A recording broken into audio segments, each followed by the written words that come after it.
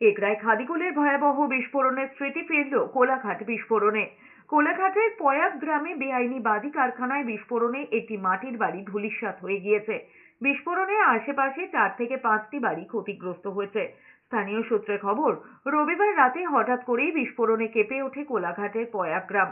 ওই গ্রামে বেশ কিছু বাড়িতে বেআইনিভাবে বাজি তৈরি হয় বলেও অভিযোগ।